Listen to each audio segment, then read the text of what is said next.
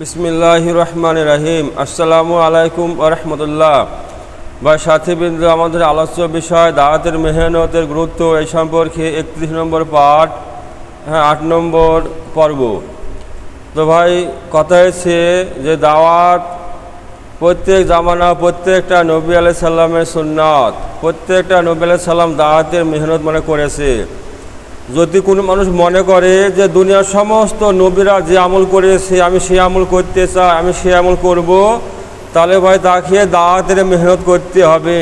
কেননা প্রত্যেকটা জামানা প্রত্যেকটা নবী এই দাওয়াতের মেহনত মনে করেছে। ইবাদতের বিষয়ে ভাগ ছিল, আলাদা ছিল, কিন্তু দাওয়াতের ব্যাপারে একই, যে আল্লাহ ভোলা বান্দাকে আল্লাহর দিকে ডাকা, আল্লাহর সঙ্গে সম্পর্ক গড়ে দেওয়া, এসে প্রত্যেকটা জামানা প্রত্যেকটা নবী আলাইহিস সালামের কাজ, সেটা হচ্ছে দাওয়াতে ইল্লাল্লাহ। আল্লাহ ভোলা বান্দাকে আল্লাহর দিকে ডাকতে, আল্লাহর সঙ্গে সম্পর্ক গড়ে দিতে হবে। এই কাজ হচ্ছে প্রত্যেকটা নবী আলাইহিস সালামের সুন্নাত।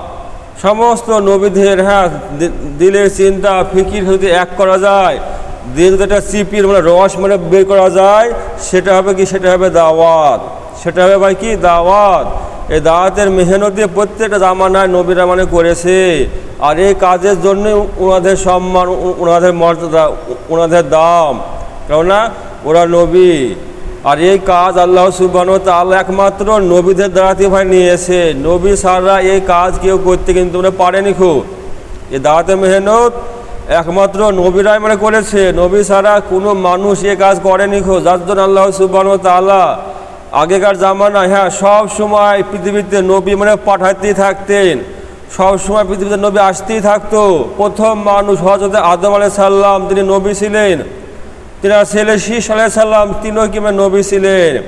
ইয়াকুব আলাইহিস সালাম নবী, ইয়াকুব আলাইহিস সালাম নবী। তার ছেলে ইউসুফ আলাইহিস সালাম সেও নবী। দাউদ আলাইহিস সালাম নবী, তার ছেলে সুলাইমান আলাইহিস সালাম সেও নবী। তারপরে কি ইসমাইল আলাইহিস সালাম নবী, তার আব্বাজান ইব্রাহিম আলাইহিস সালাম সেও নবী। দুই বাপ বেটা নবী। মুসা আলাইহিস সালাম নবী, তার ভাই হারুন আলাইহিস সালাম সেও নবী। শ্বশুর জামাই নবী, মুসা আলাইহিস সালাম নবী, তার শ্বশুর কি শুআয়ব আলাইহিস সালাম সেও নবী। ভাই ভাই নবী, তাই কি না? মুসা আলাইহিস সালাম নবী, তার ভাই হারুন আলাইহিস সালাম কি নবী, দুই ভাই একসঙ্গে নবী। তারপরে কি শ্বশুর জামাই নবী। এই যে নবী আর নবী, কেননা একমাত্র নবীরাই ভাই এই কাজ করেছে।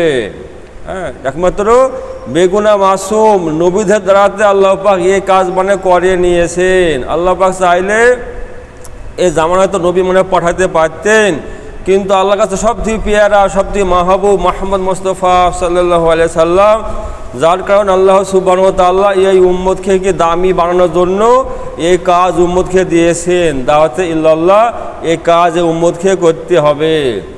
এই কাজ এই উম্মতকে ভাই করতে হবে। এই কাজের জন্যই কি উম্মতের শ্রেষ্ঠ, উম্মতের মর্যাদা, উম্মতের দাম, এই দাওয়াতের মেহনতের জন্য। যখন আল্লাহ সুবহানাহু ওয়া তাআলা হযরত মূসা আলাইহিস সালামকে বলছে যে মূসা তুমি দাওয়াত দাও ফেরাউনকে, ও কি খুব বাড়াবাড়ি করছে, নিজে কি ক্ষুধা দাবি করছে, তোমাকে দাওয়াত দাও। তো মূসা আলাইহিস সালাম বলেছিল, ইয়া আল্লাহ, আমি তো তুতলা, আমার কথা স্পষ্ট নয়, আমার কথা স্পষ্ট নয়।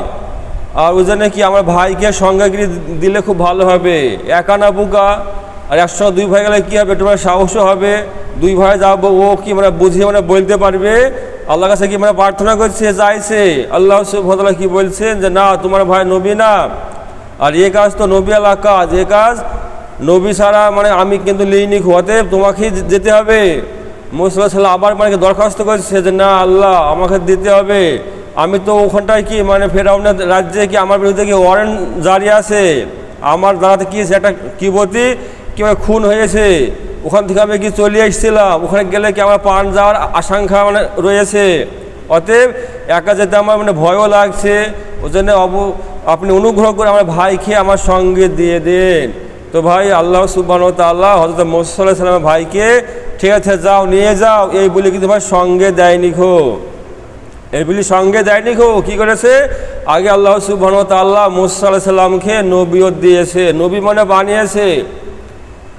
এবার দুই ভাইয়ের নবী, মুসা আলাইহিস সালাম সেও নবী, হারুন আলাইহিস সালাম সেও নবী, দুই ভাই নবী। এবার বলছে যাও, এবার দুই ভাই একসঙ্গে যাও। তো ভাই কি দুই ভাই কি মানে পাঠিয়েছে, তো কি দুই ভাই একসঙ্গে নবী। এর দ্বারাতে কি মানে বোঝা যায় যে এই দাওয়াতে মেহনত করতে গেলে কি নবী হওয়ার শর্ত ছিল। নবী কি বাগের আল্লাহ সুবহানাহু ওয়া তাআলা এই কাজ কারো দাওয়াতে নেয় নিখো, কিন্তু আল্লাহ পাক এই জামানায় উম্মতকে এই কাজ দিয়েছে কেন, যেহেতু আর কোনো নবী পৃথিবীতে আসবে না, কিয়ামত পর্যন্ত যত মানুষ আসবে সমগ্র মানুষের জন্য একমাত্র নবী হয়েছে মুহাম্মদ মুস্তাফা সাল্লাল্লাহু আলাইহি সাল্লাম। আমরা হচ্ছি শেষ উম্মত, আমাদের নবী হয়েছে শেষ নবী, যার কারণে এই কাজের দায়িত্ব আমাদেরকে দিয়েছে। বলে ভাই এই কাজ আমাদেরকে নিয়ে মানে চলতে হবে, কাজ আমাদেরকে নিয়ে করতে হবে। আর এই যে কাজ, এই কাজের যে রাহাবার, সেটা হলেন কি ওলামায়ে কেরাম, হক্কানি ওলামায়ে কেরাম হয়েছে এই কাজে মানে রাহাবার, এই দাওয়াতের মেহনত। হ্যাঁ, হযরত ইলিয়াস রাহমাতুল্লাহ আলাইহির সময় থেকে তিনি এই যে সৃষ্টি মানে বের করেছেন, আল্লাহ সুবহানাহু ওয়া তাআলা ওনার জেহেনে এই মানে কি ফিকির মানে দিয়েছিল, ওনার আমরা তরফ দিলের ব্যথা, এর জন্য কি হয়েছে আল্লাহ পাক এই কাজ মানে দিয়েছে। তিনি উম্মতের ব্যথা অন্তরে নিয়েছিলেন। হ্যাঁ, কোন সময় কি মানে আরাম কি হয়নি খো, সবসময় কি ওই বিছানায় শুয়ে কি আরাম মানে ঘুম হয়নি খো, গড়ে বেড়েছে, উসকুস খুসখুস মানে করেছে। ওনার বিবি বলছে কি বাবা তুমি এমন কেন করছো, তোমার কেন ঘুম আসে না, তোমার ব্যাপারটা কি, তোমার কি হয়েছে, তুমি তো কিসের মানে চিন্তা করো। তো উনি কি বলেছিলেন যে আমার যে দিলে ব্যথা, আমার যে চিন্তা, যদি এ চিন্তা তোমার দিলে আসতো তো কি হতো, রাত জাগনেওয়ালা দুজন হয়ে যেত। আমি তো একা জাগছি, একা আমি ফিকির করছি, একা আমার ঘুম আসছে না, কিন্তু আমার দিলে যে ব্যথা, আমার দিলে যে মানে কি কুরহান আছে, যদি এই মানে কুরহান এই ব্যথা তোমার দিলেও আসতো তো কি হতো, রাত জাগনেওয়ালা দুজন হয়ে যেতাম, আমিও জাগতাম তুমিও জাগতে। তো ভাই কিসের ব্যথা, এই উম্মতের বেদিনী হাল দেখে উনি কি মানে অন্তরে মানে ব্যথা নিয়েছিলেন, কষ্ট মানে পেয়েছিলেন, যে তিনি কি মানে ওই মেহনত মানে শুরু মানে করেছিলেন। উনি মাদ্রাসায় গিয়েছিলেন, মাদ্রাসায় মানে চালু মানে করেছিলেন, কিন্তু মাদ্রাসার মাধ্যমে তিনি বুঝতে পারলেন কি যে এই মেহনতের দ্বারাতে, এই মেহনত কি সমস্ত স্তরে মানে দাওয়াত মানে পৌঁছাবে না, সমস্ত উম্মতকে বাঁচানো ফিকির কিন্তু দ্বারাতে হচ্ছে না খো।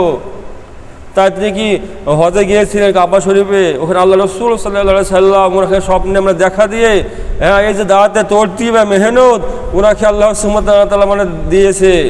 উনি কি বলছেন যে আমাকে যে মেহনতের বুঝ মানে দিয়েছে, যে কথা মানে বলেছে, সে মেহনত আমি কি মানে বুঝতে পেরেছি 1%।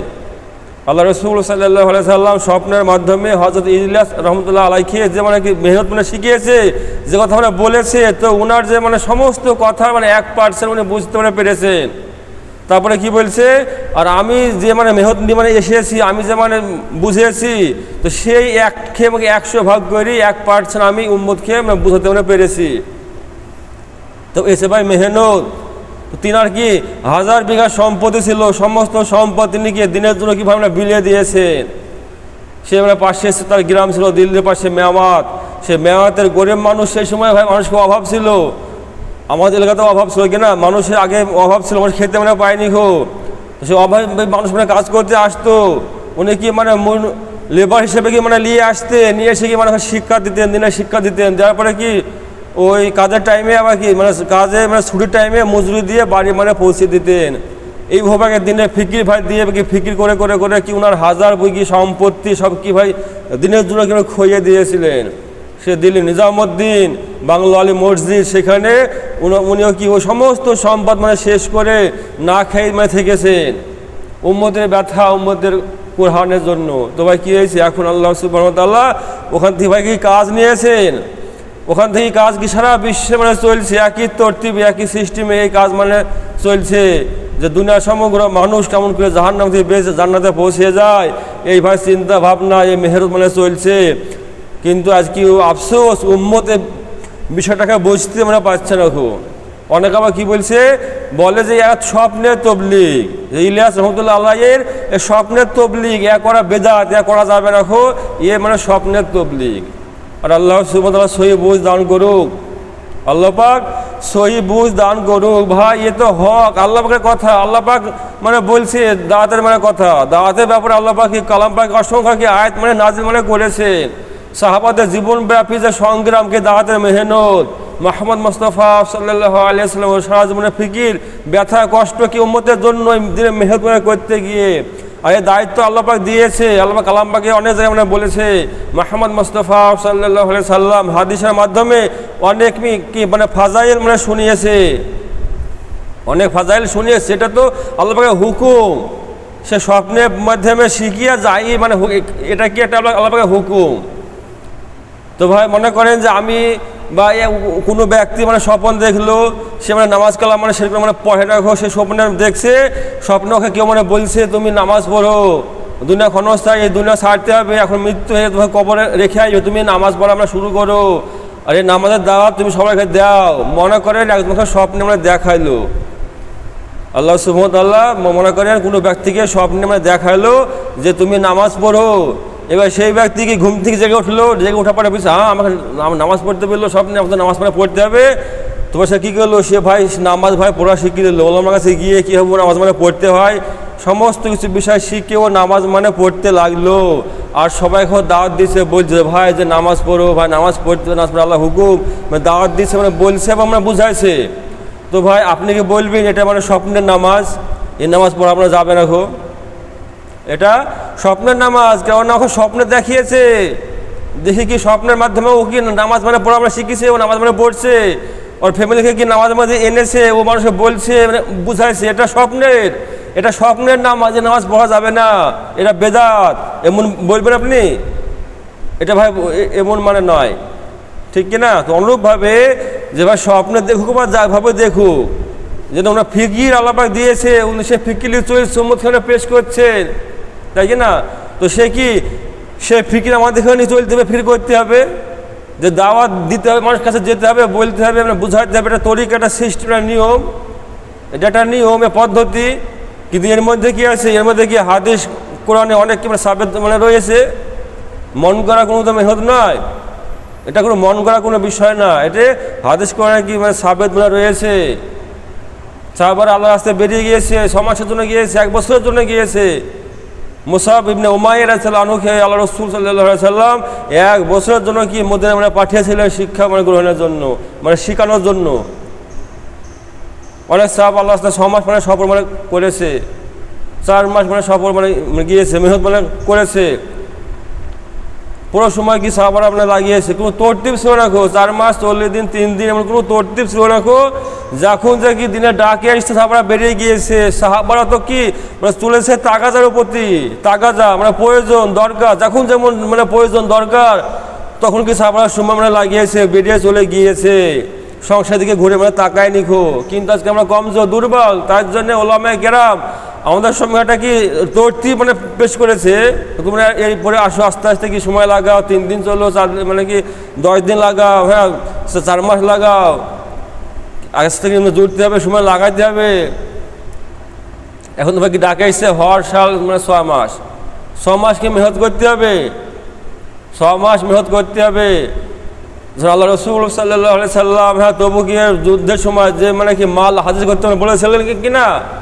উমরে ফারুক কি সমস্ত মানে উমর ফারুক কি অর্ধেক মাল এনেছিল, উসমান গনি কি ও মানে 3 ভাগের 1 ভাগ এনেছিল, আবু বকর সিদ্দিক সমস্ত মাল মানে পেশ করেছিল। তবে চা হয়েছে কি সে মানে কুরবানি, সে মেহনত যে বছরে 6 মাস আল্লাহ রাস্তায় লাগাইতে হবে, 50-50, 6 মাস দুনিয়ার কাজ করুন বা 6 মাস দিনের কাজ, 3 ভাগের 1 ভাগ, এটা মানে 4 মাস লাগাইতে হবে। যে দুনিয়ার কাজকর্ম করবো কি মানে 8 মাস, আর 4 মাস আল্লাহ রাস্তায় আমরা বাইর হবো, ওই 3 ভাগের 1 ভাগ।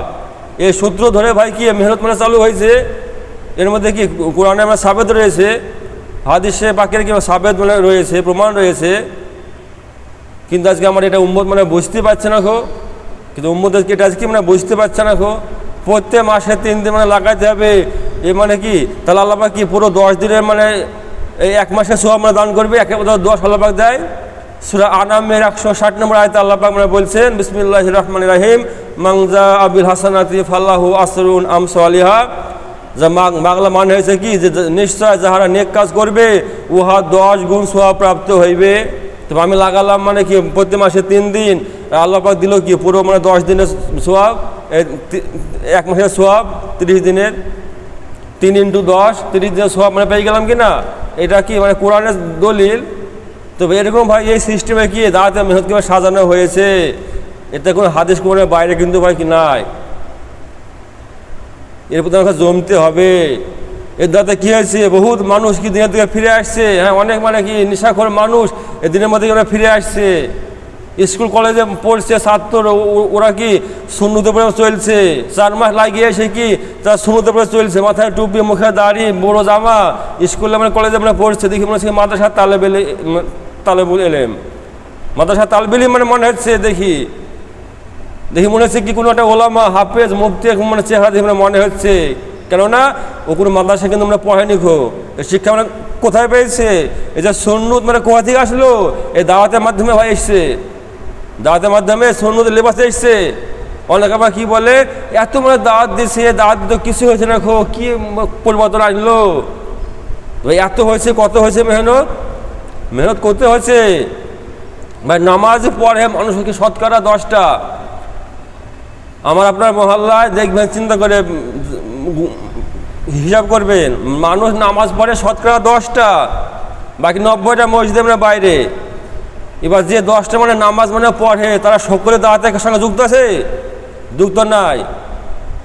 এলানো হয় ভাই, তালিম হবে, সবাই কি মানে মসজিদ বেরিয়ে মানে চলে যায়। মেহনতে কি কজন যায়? মেহনত শতকরা 1% মানে দাঁড়াবে না। যদি মেহনত করে এই ভাই মেহনতের সাথী, শতকরা 1% দাঁড়াবে না। তো এই যে মানে শতকরা 1% মানে কি মানে মেহনত হয়েছে। তো এর দ্বারাতে যা মানে রেজাল্ট আমরা দেখতে পাচ্ছি, অনেক যুবকের মুখে মানে দাড়ি, হ্যাঁ স্কুল কলেজে পড়েনি, হলো সাথে মুখে কি দাঁড়িয়ে দেখি মনে হচ্ছে মানে তালেবুল এলেম। এসব ভাই কি দাওয়াতে মেহনতে কি মানে ফজিলত, মানে বরকত। মেহনত মানে 1%, তো এর দ্বারাতে পরিবর্তন হয়ে যাবে। সকলের সঙ্গে আমরা জুড়ে যায়, ইনশাল্লাহ কি হবে, এর পরিবর্তন হয়ে যাবে। এ মানে কেমন হয়েছে, ধরেন যে একটা মানে ছাদের উপরে ট্যাঙ্কি আছে, তো ছাদের উপরে আমাদের মসজিদে মানে ট্যাঙ্কি আছে, সে মানে 1000 লিটার ট্যাঙ্কি মানে মনে করেন 1000 লিটারে মানে পানি আসবে। আর সেই 1000 লিটারে আমি কী করেছি, চামচে করে 1 চামচ মানে চিনি দিয়েছি। দেওয়ার পরে বলছি, আসো ভাই আও পিও শরবত পিও। কি বলছি, যে আসো ভাই শরবত পিও। তো ভাই শরবতের স্বাদ মানে পাবে? আপনাদের ধারণা কি হয়, ওই পানিটা কি শরবত হবে? কি হবে না, তাই না? কেননা 1000 লিটার মানে পানি আর এক চামচের চিনিতে কিছু হবে না, তাই কি না? কিছু হবে না ভাই। তো ভাই এই যে মানে বুড়ো মানে মহল্লা, এত বড় মহল্লা, তোমার 1% মেহনত, এর দ্বারাতে কী হবে? এর দ্বারাতে কিছু হবে না, তাই কি না? কিছু হয়েছে না খুব। তো যদি আমরা কি সকলের সঙ্গে কাঁধে কাঁধ মানে মিলিয়ে নিজের জিম্মেদারি মনে করে, নিজের দায়িত্ব মানে মনে করে, সংসারের কাজ একটু মানে কমিয়ে, হ্যাঁ দুনিয়া ক্ষণস্থায়ী, এটা যদি আমার অন্তরে মানে এসে যায়, দুনিয়ার কাজ আমরা টুকটাক মানে করবো, আর বাকি সময় কি মসজিদে লাগাবো, তো কী হবে? এলাকা চমকাবে কি না চমকাবে? ওই ভাই বেশি সময় লাগাতে হবে না, কাজ আমাকে মসজিদে আসতে হবে না। আপনি সারাদিন কাজকর্ম করুন, সারাদিন কাজকর্ম করার পরে কমসে কম মাগরিব থেকে এশা এই সময়টা যদি মসজিদের পরিবেশে লাগাই, তো ইনশাল্লাহ জিন্দগি তৈরি হয়ে যাবে, মহল্লা কি চমকে যাবে। কিন্তু কী করতে হবে, প্রত্যেকটা মুসল্লি যারা কি নামাজ পড়তে আসছে 10%, এই 10% লক্ষ্যে একতা হতে হবে, একসঙ্গে কি মেহনতের সঙ্গে যুক্ত হতে হবে। যা আমরা সারাদিন দুনিয়া কাজকর্ম করবো, আর কমসে কম মাগরিব থেকে এসা এই সময়টা আমরা মসজিদের পরিবেশে থাকবো, আমরা তালিম করবো, মাস্টার করবো, মানুষকে দাওয়াত দেবো, বলবো, আমরা বুঝাবো। কী হবে, কিছুর সাথে এখানে কি কোরআন শরীফ শেখা করবে, কিছুর সাথে কি মানে হাদিস মানে শিখবে, কিছুর সাথে মশলা শিখবে। দুটোটা দল যাবে মহল্লাতে মানুষকে ডাকতে, ওদের ডেকে এসে মানে বসাবে, এই সিস্টেমে গিয়ে কাজ মানে করবো, আমরা সাথ দেবো ইনশাল্লাহ। আমাদের মসজিদে 50টা মুসল্লি হয়, আমরা প্রত্যেকের সঙ্গে যুক্ত হয়ে যাবো, তো মেহনত মনে করা হয় ইনশাআল্লাহ। আল্লাহ পাক চাইতো মহল্লা পরিবর্তন হবে ভাই। কিন্তু ফিকির কার আছে, কজনের আছে? ওই যে বললাম শতকরা 1% মানে জুটবে রাখো। এত মেহনত, অত মেহনত, ওই শতকরা ভাই 1% টিকবে না খো। এরপরও আমরা কি বলছে যে এত করে কি হচ্ছে। তো ভাই দেখেন আজকে সারা বিশ্বে আপনি চলাফেরা করবেন, হ্যাঁ মানুষের মাথায় টুপি মাথা দিয়ে মানুষ ঘুরছে, ঠিক না? এই দাওয়াতে তবলিগে আমরা বরকতে। আজকে আগে আমরা কি দেখতাম, আমরা ছোটোবেলায় যে হয়তো কে মৌলানা সাহেব, মুফতি সাহেব, আল্লাহ এদের মানে বিবিরা কি মানে বোরখা মানে পড়তো। কিন্তু এখন দাওয়াতে মেহনতে বরকতে দেখেন, সাধারণ থেকে সাধারণ সাথী স্কুল কলেজে মানে পড়ে, কিন্তু কি সে তার বিবিকে বোরখার মানে পড়াচ্ছে, তার মেয়েকে কি মানে সুন্নতি লেবাসে মানে পড়াচ্ছে, বোরখার সহিত কি স্কুলে পড়াশোনা করছে, আছে কিনা ভাই? এ ভাই কি দাওয়াতে মেহনতে মানে বরকতে। যদি আজকে আমরা এটাকে মানে কাজ মনে করে হ্যাঁ সকলে একসঙ্গে মানে মিলে করতাম, তাহলে কাজটা কোথায় আমরা পৌঁছাতো। কিন্তু আমাদের বুঝে আসে না খো, আমরা বুঝে আসছে না খো। বললাম আমরা কী ভাবছে মাতার সাথে আমরা পড়াছি, এটা আমরা দিনে কাজ করছি। ও ভাই, ওটা দিনের কাজ করছেন, কিন্তু আপনার মেহনত সমস্ত উম্মতের কাছে পৌঁছাবে না। মেহনত সমস্ত উম্মতের কাছে পৌঁছাবে না। 2024 সালে একটা সার্ভে হয়েছিল। 2024 সালে আমাদের দিল্লি নিজামুদ্দিন মার্কাজ থেকে একটা মানে সার্ভে হয়েছিল যে স্কুল মানে কলেজে কতটা মানে ছাত্র মানে পড়াশোনা মানে করে, তারপরে মাদ্রাসায় মানে কতজন মানে পড়ে, এই সমস্ত একটা সার্ভে হয়েছিল। তো ভারতবর্ষের রিপোর্ট কি বলছে যে মাদ্রাসায় পড়ে ছাত্র হয়েছে মাত্র 2%। কয় পার্সেন্ট? 2% ছাত্র মাদ্রাসায় পড়ে, আর 80% মানে ছাত্র মানে পড়ে মানে স্কুল মানে কলেজে। স্কুল কলেজে 80% ছাত্র পড়ে, আর বাকি 18% ছাত্র ওরা শিক্ষার থেকে মানে বঞ্চিত। ওরা কোনো শিক্ষাতে নাই খো, মাদ্রাসাও নাই, ও স্কুল মানে কলেজে মানে মানে পড়ে না খো। 18% ছাত্র মানে যুবক ওরা শিক্ষা থেকে বঞ্চিত। এ ভাই রিপোর্ট মানে পরিসংখ্যক 2024 সালে সার্ভে হয়েছিল। আমরা সমস্ত রিপোর্ট মানে জমা মানে দিয়েছিল আমাদের এলাকা ভিত্তিক, এমনি করে সমস্ত এলাকা সমস্ত ভারতবর্ষর সার্ভে হয়েছিল। হওয়ার পরে এই রিপোর্টটা এই বলছে যে মাদ্রাসায় পড়ানেওয়ালা ছাত্র হয়েছে 2%, আর 18% ছেলে পেলে পড়াশোনা থেকে বঞ্চিত, আর 80% স্কুল কলেজে মাদ্রাসায় পড়ছে। তো ভাই মনে করি যে এটা ভাই দিনে মেহনত আমরা করছি, সেটা থেকে শিক্ষা দিয়েছি, তো ভাই এ কী হবে, এটা 2% হবে। তাহলে বাকি যে মানে থাকছে 98% মানে উম্মত, 98% মানুষ, এদের কাছে দিন কী করে মানে পৌঁছাবে? এদের কাছে কি মেহনত মানে কে মানে পৌঁছাবে? এরা কে মানে কানা করবে? এদের কাছে কি অন্য কোনো নবী আসবে নাকি? এদের কাছে অন্য কোনো নবী আসবে দিয়ে মেহনত করবে না ভাই। ওই জন্য ভাই কি আমাদের কি মেহনত এমন একটা মেহনত কি মানে সমস্ত তবকায় কি দাঁত মানে পৌঁছে যাবে। এই মেহনত কী হবে?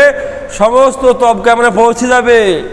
সারা বিশ্বের মার্কাজ কি দিল্লি নিজামুদ্দিন, ওখানকার বর্তমান জিম্মাদার মৌলানা সাদ সাহেব, উনি যেমন মানে কথা বলছে তর্তি মানে বলছে, ও কথা মানে কি মানে চলে আসছে রাজ্য মার্কাজ আমাদের কি মানে কলুডালা কলকাতা, ওখানে থেকে আসছে কোথাও মানে জেলায় আসছে। আমাদের জেলা মার্কাজ কি মানে বহরমপুর, ওখান থেকে আসছে কোথায় মানে আমাদের বোলাকে আসছে, আমাদের বোলাকের নাম মানে করিমপুর। তারপরে হালকা আসছে আপনার হালকা, আমাদের হালকার নাম কিংবা দুগাছে হালকা, আমাদের করিমপুরে 5টা হালকা আছে। তারপরে কি আসছে মানে মসজিদ, হালকা থেকে মসজিদে আসছে খবর তরতিব নিয়ম কথাবার্তারা। তার মসজিদ থেকে মানে মানে বাড়িতে পৌঁছে যাচ্ছে, বাড়ি থেকে মানে ব্যক্তি, এইভাবে কি চেন সিস্টেমে চেন বাই চেন মানে কি মেহনত মানে ভাই মানে ছড়িয়ে পড়ছে। এ সমস্ত তবকা মানুষের কাছে দাওয়াত ভাই মানে পৌঁছে যাচ্ছে। এখন তো কি বলছে যে 24 ঘন্টা মসজিদকে আবাদ করতে হবে, সব সময় কি মেহনত মানে চলবে, মানুষের কাছে যেতে হবে, বলতে হবে, আর বুঝাতে হবে, সব সময় মেহনত ভাই লেগে থাকতে হবে। এই ভাই তরতিব, কিন্তু আজকে আমাদের এটা বুঝে আসছে না খুব। আমরা বলছি কী ক্রিয়া এই ক্রিয়ায় হবে, তো ভাই এই ক্রিয়ায় হবে। ভাই এই মেহনতকে আমাদের কি গুরুত্ব দিয়ে করতে হবে, এতে সময় লাগাতে হবে, লাগাবো ভাই ইনশাল্লাহ। তো আল্লাহ সুবহানাহু ওয়া তাআলা আমাদের প্রত্যেককে দাওয়াতের মেহনতের সঙ্গে মজবুতির সহিত মানে আঁকড়িয়ে ধরে মরণ পর্যন্ত এই কাজের সঙ্গে জমিয়ে থেকে এ কাজ করবার তৌফিক দান করুক। আল্লাহুম্মা আমিন, আল্লাহুম্মা আমিন।